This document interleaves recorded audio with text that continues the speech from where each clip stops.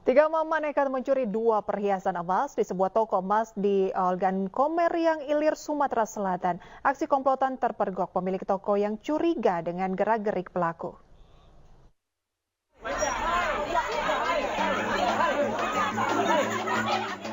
Suasana jual beli di salah satu toko emas di pusat perbelanjaan di Kabupaten Olgan Komering Ilir mendadak gempar. Sejumlah pedagang beradu mulut dan mengepung tiga perempuan yang hendak mencuri perhiasan emas. Awalnya komplotan emak-emak ini berpura-pura membeli emas dan meminta pemilik toko mengeluarkan sejumlah perhiasan untuk dicoba. Kemudian salah seorang pelaku mengalihkan perhatian agar pelaku lain leluasa beraksi. Namun aksi pelaku yang hendak memasukkan dua gelang emas ke bajunya terpergok pemilik toko.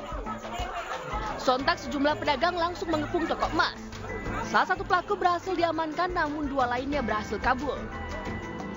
Sontak sejumlah pedagang langsung mengepung toko emas. Satu pelaku berhasil diamankan, sementara dua lainnya berhasil kabur. Isinya memang kami pancingi kan, kami sengaja baik karena kecairan tadi. Kami tuh pengen lihat dia ini masih nak maling atau tidak. Ternyata pas kejadian kemarin dia masih melakukan hal yang sama. Kayak itu. Sudah, jadi pas dia nak nyimpen emas itu, kita tadi emang lah tahu, adik nih langsung keluar, kakak yang jago di luar langsung ngegap juga. Sebelumnya komplotan pelaku ini sudah pernah beraksi dan berhasil mencuri perhiasan emas seberat 16 suku atau hampir 60 gram. Dari Olgan Komering Ilir, Sumatera Selatan, Fitriadi, iNews melaporkan. Tim Gegana Polda Metro Jaya mendatangi sejumlah rumah milik seorang dukun santet di Kampung Sawah, Ciputat, Tangerang Selatan, Banten. Penyisiran dilakukan karena temuan senjata api, puluhan peluru dan granat nanas di rumah pelaku.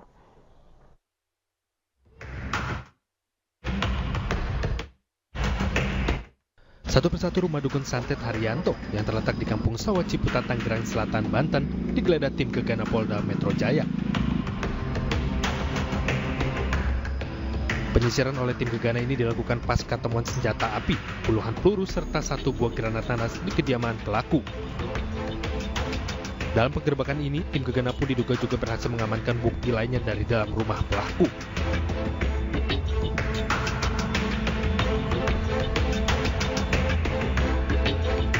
AKP Wendy Afrianto selaku Kasih Humas Polres Tangerang Selatan mengatakan jika dirinya membenarkan adanya penyisiran oleh tim Gegana usai ditemukannya senjata api, peluru, dan granat nanas. Sampai saat ini karena itu beritanya nyambung dengan kronologis yang lainnya, setelah diperiksa ternyata dia ada 2 cm beritanya ya, tapi kan kita nggak tahu itu faktanya. Dia punya ada rasa sakit hati aja sama orang-orang yang dianggap dia nggak suka, itu aja. Tapi ada juga yang orang mengatakan, ya kebetulan ada orangnya di situ, Pak Haji Abdullah namanya. Itu dia, ya fotonya juga ada semua, tertusuk-tusuk dan dia merasakan itu. Sebelumnya warga saat menggerebek seorang dukun santet bernama Haryanto di Kampung Sawah, Ciputat, Tangerang Selatan, Banten. Penggerebekan ini dilakukan lantaran para warga resah akan keberadaan praktek sang dukun santet. Dari tim liputan iNews melaporkan. Dan pemirsa, bagaimana pengamanan di lokasi? Sudah terhubung bersama kami rekan Muhammad Zulhilmi. Selamat siang rekan Hilmi, bagaimana situasi terkini di sana? Apakah ada olah TKP lanjutan? Ya, selamat siang Prisa dan juga pemirsa. Jika pertanyaannya adalah apakah ada penggerbekan lanjutan, pemeriksaan lanjutan, maka untuk saat ini kami masih menunggu update informasi yang nantinya akan diberikan oleh Polres Tangerang Selatan ataupun dari Polsek Ciputat Timur, di mana untuk saat ini terduga pelaku Haryanto ditahan karena diduga menyimpan sejumlah senjata api dan juga sejumlah butir peluru dan juga sebuah granat yang ditemukan oleh tim Gegana dari Polda Metro Jaya. Dan untuk saat ini, jika kami bisa menggambarkan dari TKP ataupun rumah dari Haryanto yang merupakan terduga dukun santet di Ciputat, Tangerang Selatan ini, untuk saat ini memang tidak ada aktivitas berarti. Sejak pagi hari kami tadi memantau juga memang tidak ada aktivitas sama sekali di rumah Haryanto ini, karena memang jika kami berbincang tadi dengan salah satu warga di sini, terduga pelaku Haryanto ini hanya tinggal bertiga saja dengan istri dan juga anak angkatnya. Dan sebelum proses ataupun peristiwa penggerebekan tersebut, istri dan juga anak angkat tersebut diusir keluar oleh terduga pelaku oleh Haryanto, dan untuk saat ini tidak lagi tinggal di rumah ini ataupun di TKP ini. Dan memang jika kami dapat menggambarkan lagi, tadi sejumlah warga memang bolak-balik ke sini karena memang di depan rumah terduga pelaku Haryanto ini terdapat sebuah warung yang memang biasanya warga sekitar ini berbelanja di sini, namun karena terduga pelaku Haryanto ini saat ini sudah ditahan di Polsek Ciputat Timur, maka untuk saat ini warung tersebut pun tutup dan memaksa warga untuk kembali ke rumah mereka masing-masing. Dan memang jika kami memantau ini, rumah dari terduga pelaku ini memang berada di sekitar ataupun di kawasan Kampung Sawah Ciputat, Jakarta, Tangerang Selatan maksud kami. Dan memang ini merupakan kawasan yang sebelahnya merupakan sebuah sekolah SMP Negeri 24 Ciputat. Demikian, Prisa. Baik, terima kasih atas laporan Anda rekan Sul Hilmi. Selamat bertugas kembali. Terima kasih Anda kembali bersama kami. Petugas BPBD Kabupaten Cirebon, Jawa Barat mengevakuasi sejumlah ibu dan anak yang terjebak banjir di rumah mereka. Warga harus menunggu hingga 2 jam karena perahu karet yang terbatas.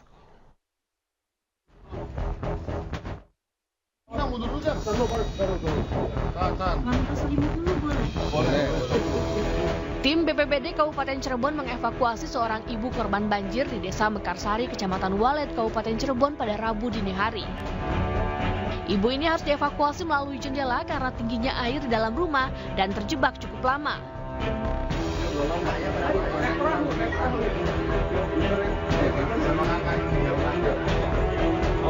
Petugas juga mengevakuasi sejumlah anak yang masih terjebak di dalam rumah bersama keluarganya. Meski sempat takut, namun sang anak akhirnya berhasil dievakuasi ke tempat yang aman menggunakan perahu karet. Karena terbatasnya petugas dan perahu karet, warga harus bergantian untuk dievakuasi, sehingga warga harus menunggu hingga 2 jam. Warga menuturkan banjir kali ini merupakan banjir terparah dibandingkan dengan tahun-tahun sebelumnya.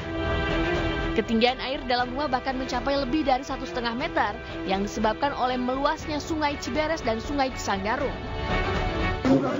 Jam 12 nunggu apa sih? Perahu lewat apa kan? Oke. Terus sekarang jam 2 dini hari baru dapat ini? Iya. Di rumah ada berapa orang tuh? Tadi ada 4. Saya, bapak sama anak. Tadi bapak udah ngungsi sama anak jam 11 lah. Katanya mau balik lagi, saya tungguin sampai jam sekarang baru ada yang lewat. Gitu ya. Iya, soalnya tadi arusnya deras kayaknya, jadi banyak yang ini sih, perahunya cuma 1. Oh. Banyak yang ngungsi. Tadi ketinggiannya udah berapa sih, Bu? Di kamar saya kan paling tinggi, itu sudah seperut. Di bawahnya di ruang tamu itu sekitar segini lah. Hingga kini warga memilih mengungsi ke sejumlah masjid, ada juga yang mengungsi ke rumah kerabat mereka. Dari Cirebon, Jawa Barat, To Iskandar, iNews melaporkan.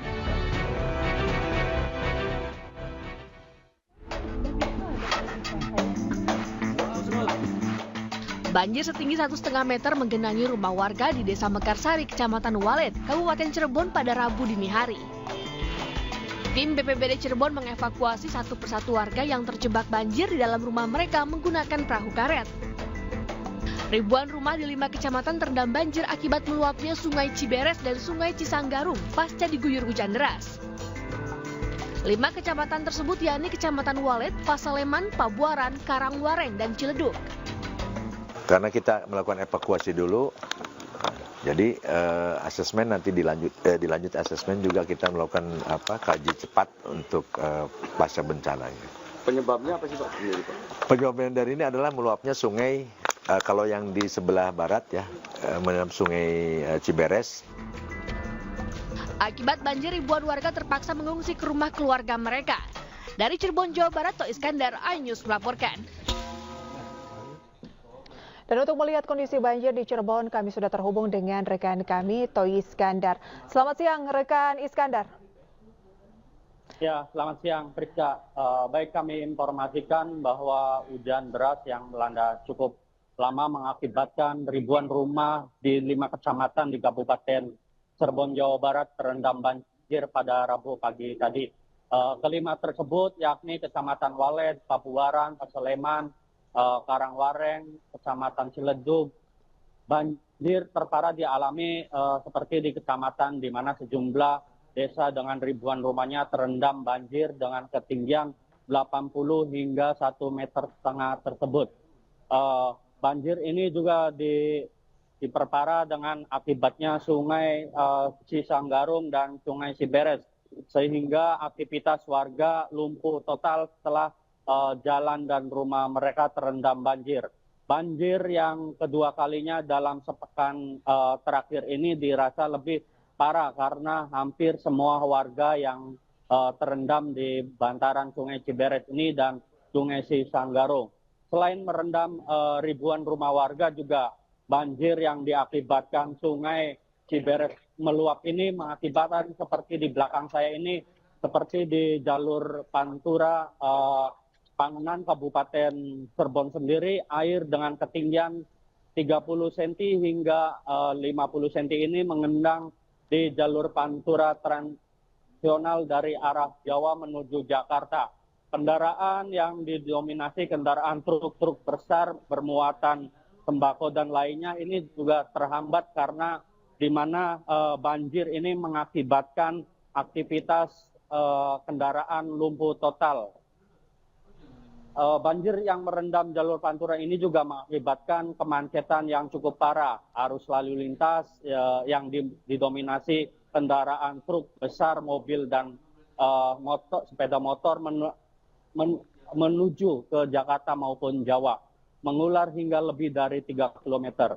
Baik, kami informasikan juga banjir terparah ini juga membuat arus lalu lintas di jam padat otomatis akan terganggu. Tidak hanya itu, banjir yang tak kunjung surut ini juga yang awalnya sebelumnya merendam di 5 kecamatan, namun hingga siang ini masih tak kunjung surut, juga banjir ini semakin meluas di 5 kecamatan, yakni di Kecamatan Walet, Pabuaran, Pabedilan, Pasaleman, Pangenan, dan Kecamatan Ciledug, serta Kecamatan Losari. Petugas kepolisian yang dibantu juga BPBD, TNI, Polri terus bersiaga dan menyebar di beberapa untuk membantu evakuasi warga untuk menggunakan perahu karet yang terjadi dampak banjir ini. Baik. Meski saat ini di sejumlah desa air belum surut, namun kondisi debit air kiriman dari wilayah Kuningan masih cukup tinggi. Baik. Sebagian besar warga pun mengungsi di sanak saudara mereka, meski beberapa diantaranya memilih menjaga harta benda di banjir.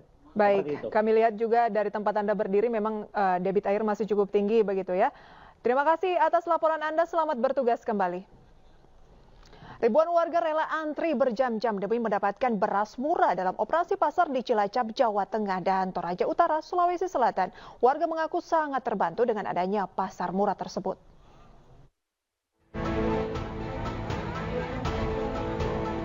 Sejak pagi hari, ribuan warga mengantre sembako murah di alun-alun Kabupaten Cilacap, Jawa Tengah. Warga rela antri berjam-jam demi mendapatkan beras murah yang digelar oleh TNI dan Pemkab Cilacap. Di tengah terik matahari, para ibu juga membawa serta anak mereka yang masih balita. Dalam bazar murah tersebut, harga beras dijual Rp10.400 per kilogram. Warga hanya diperbolehkan untuk membeli maksimal 2 kantong beras ukuran 5 kilogram.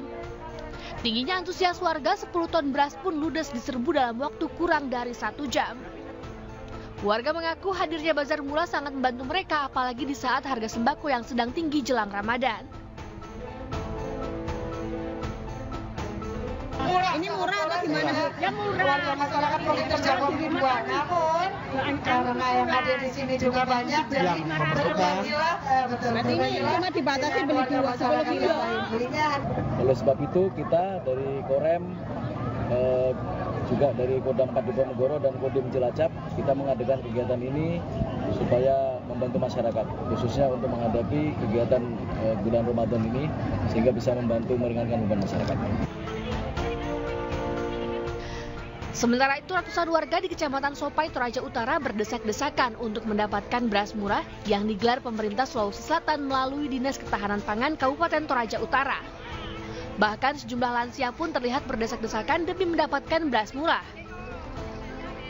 Selain antri untuk membeli beras murah, warga juga berebut untuk membeli bahan pokok lainnya seperti telur, minyak goreng, bawang merah, cabai, dan sayur. Dibanding di pasar itu sekitar 18.000 per kilo, di sini kita dapat 5 kilo itu kita cuma dapat 53.000, jadi kena 10.000. Memang harga di pasar dengan yang ada sekarang ini yang kita lakukan jauh beda sekali. Kita jual sekarang hanya 10.600 per kilo, jadi jauh sekali ya Pak perbedaannya. Begitupun juga gula, itu ada perbedaan, tepung terigu, minyak, semua pasti ada perbedaan. Warga berharap operasi pasar murah serupa rutin digelar oleh pemerintah setempat demi membantu masyarakat yang kesulitan di tengah harga sembako yang belum stabil. Dari Cilacap dan Toraja Utara, Heri Susanto, Jofri Tonapa, iNews melaporkan. Dan untuk mengetahui harga beras terkini, kami sudah terhubung dengan rekan Elisha Casey di Pasar Palmerah, Jakarta. Ya, siang Elisha. Seperti apa pantauan harga beras terkini, benarkah sudah turun? Prisa dan juga pemirsa. Ya, Prisa dan juga pemirsa, memang pada H-5 menjelang hari pertama bulan puasa yang diperkirakan jatuh pada 11 Maret 2024 mendatang, sejumlah harga kebutuhan pokok di Pasar Palmerah, Jakarta memang masih menunjukkan harga yang cukup tinggi. Salah satu komoditas utama yang memang masih tinggi harganya adalah beras.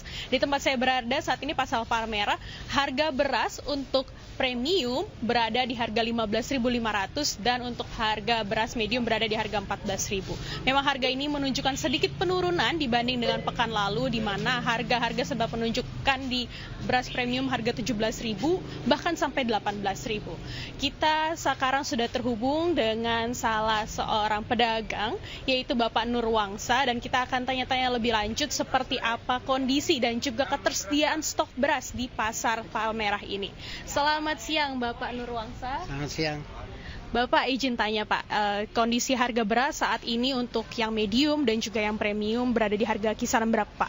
Sekarang yang medium udah turun ya. Kemarin yang harga kemarin yang tinggi 15.8 ya. Sekarang udah 13.8, 14 ribuan lah. Yang premium 16.000, sekarang udah 15.5 gitu. Udah bagus lah. Bapak, itu dengan ada penurunan sedikit, apakah masyarakat yang pembeli seperti apa sih Pak responnya? Apakah mereka selama ini juga ada penurunan pembelian daya beli masyarakat atau seperti apa Pak? Ya, kalau waktu beras tinggi mereka tetap beli, cuman sedikit dia. Iya, biasa misalnya 10 liter jadi 5 liter habis gitu. Ya. Begitu deh. Bapak, kira-kira kalau terkait dengan stok beras ini memasuki bulan Ramadan, seperti apa stok beras? Apakah stok banyak namun harga tinggi atau memang stok juga ada kelangkaan, Pak? Stok mah aman, stok aman sekali gitu. Banyak, stok beras mah banyak. Berarti memang stok berasnya aman, tetapi memang harganya masih tinggi, begitu ya Pak ya? Iya. Bapak, mungkin apakah Bapak juga ada merasakan penurunan omset Pak? Dengan sekarang ini masyarakat tadi daya belinya menurun, apakah Bapak sebagai pedagang seperti apa Pak yang Bapak rasakan? Iya, otomatis tuh penurunan omset udah pasti. Jadi tambah sedikit orang belinya jadinya, kapasitasnya gitu ya. Bapak, apakah ada harapan Pak ke depannya untuk harga beras ini? Bapak sebagai salah satu pedagang seperti apa Pak harapannya? Harapan saya sih bulan Ramadan ini pemerintah tetap kawal ya, bantu masyarakat gitu. Pasti harganya bagus pasti. Terima kasih banyak Bapak Nurwangsa. Iya pemirsa, itu dia tadi salah satu perbincangan saya dengan salah seorang pedagang beras di Pasar Palmerah ini. Memang selain harga beras, berbagai komoditas pangan lainnya juga menunjukkan peningkatan harga. Seperti daging sapi yang meningkat harganya dari Rp130.000 per kilo, kini Rp140.000 per kilonya. Sementara harga sayur mayur seperti tomat dan juga cabai mengalami peningkatan. Harga tomat berada di Rp25.000 per kilonya, sementara harga cabai berada di harga Rp80.000 per kilonya. Tentunya kita sama-sama berharap harga-harga dapat kembali normal sehingga masyarakat dapat memenuhi kebutuhan pokoknya sehari-hari. Kembali kepada Anda, Prisa, di studio. Amin, rekan Elisha. Terima kasih atas laporan Anda. Selamat bertugas kembali. Terima kasih Anda kembali bersama kami. Seorang perampok minimarket di Kabupaten Bekasi, Jawa Barat berhasil ditangkap karyawan minimarket bersama dengan warga. Warga yang geram menghajar pelaku hingga babak belur. TV nggak? Ada. Ini ada buktinya ya? Lu WC dulu. Apa aja bang? Iya WC dulu. Jangan yakimin bang, Tanya baik-baik. Aku guys. Pelakunya di sini guys, pelakunya guys. Seorang pelaku minimarket di Jalan Pondok Timur Indah, Jatimulya, Tambun Selatan, Kabupaten Bekasi babak belur dihajar warga usai tertangkap saat melakukan percobaan perampokan. Pelaku yang beraksi seorang diri diketahui mendatangi minimarket dengan menggunakan sepeda motor dan langsung menodongkan senjata tajam ke karyawan minimarket. Aksi pelaku mendapatkan perlawanan dari karyawan minimarket. Tangan karyawan minimarket pun mengalami luka sabetan senjata tajam dari pelaku.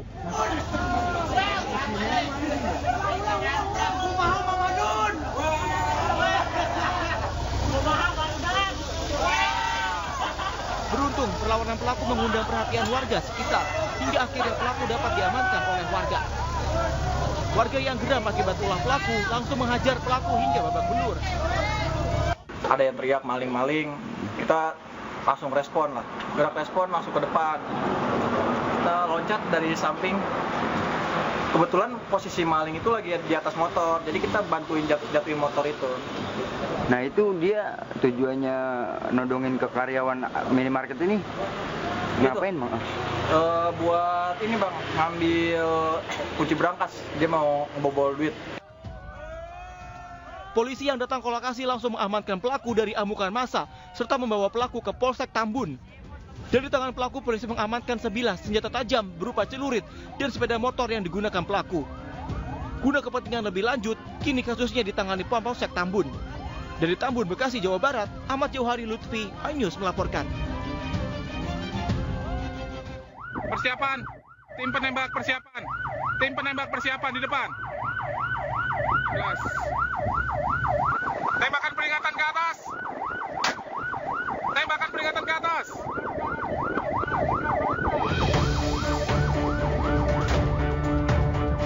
Tembakan peringatan dari petugas PSDKP Kementerian Kelautan dan Perikanan Indonesia mewarnai penangkapan kapal ikan berbendera Malaysia di perairan Selat Malaka. Bagian upaya pelarian dari pelaku illegal fishing ini juga diwarnai aksi nekat 3 ABK yang melompat ke laut untuk melarikan diri. Dalam penangkapan ini, petugas menangkap 5 ABK berkewarganegaraan Myanmar dan menyita 110 kg ikan hasil curian.